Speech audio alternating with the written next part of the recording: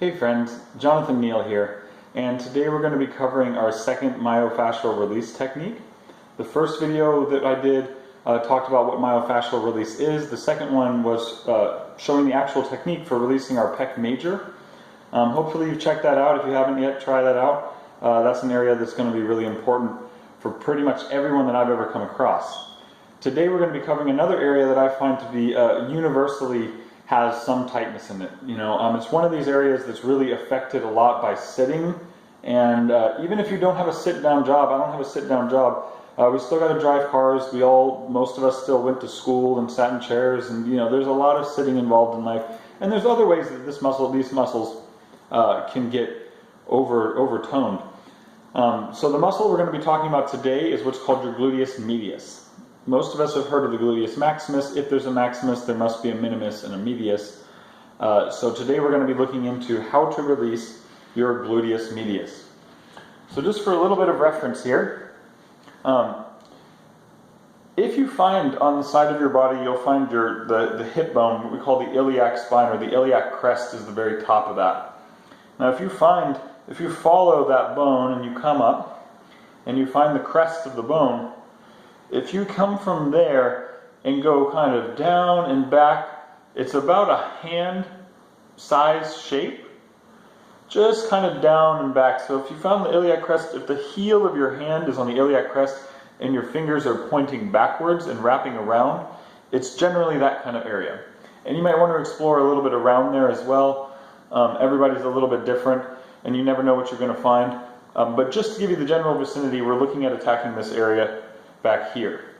So the way that we're going to do that today is by laying on our side and using, as always, I'm using the yoga tune-up ball. You can use the lacrosse ball. A tennis ball is a little bit softer of an alternative, as always.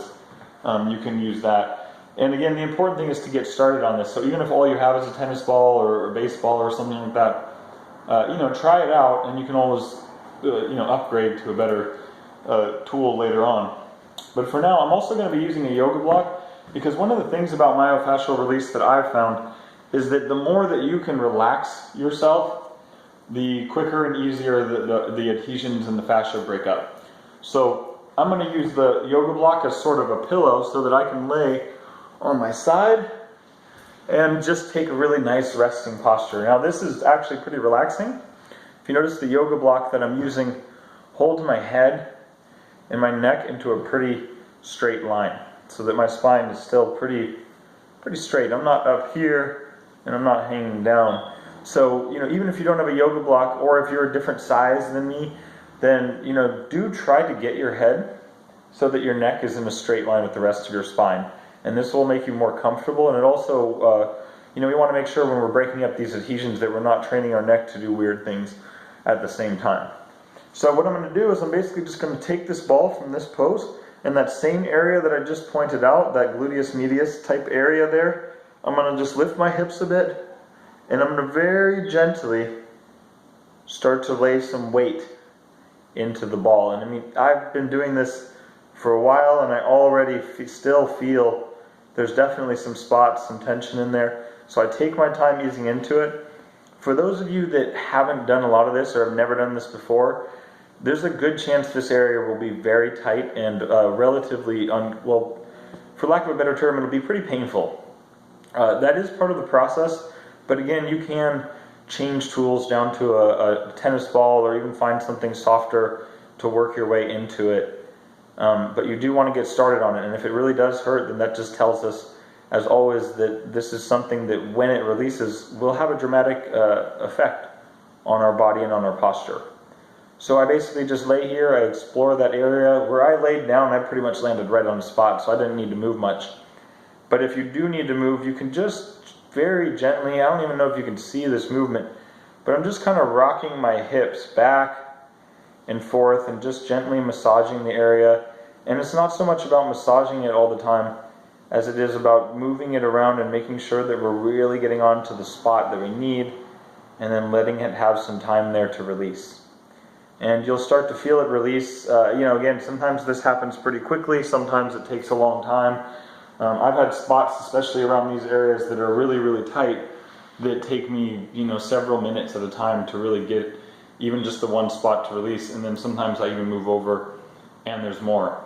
The good thing about this, as always with this myofascial release, is that you can do just one spot at a time, per day, or you can really just spend some time attacking it and get it really cleared up really well. It's kind of up to you and your pain tolerance, and also the amount of time that you have and that you want to dedicate to this. But I do suggest, as always, to dedicate some time at least to your myofascial release.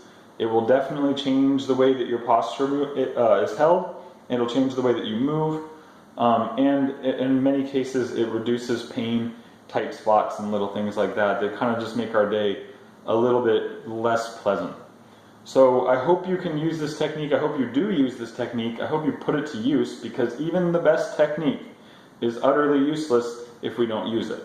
So try it out. Let me know in the comments how this either worked for you, or if you found that you couldn't really find the spot or you had trouble. Let me know and I'll troubleshoot with you to try to get you to find that spot.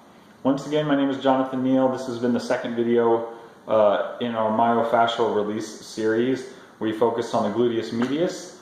So get to work, have fun with it, and remember to breathe. It'll all be over soon. Thanks. Have a great day.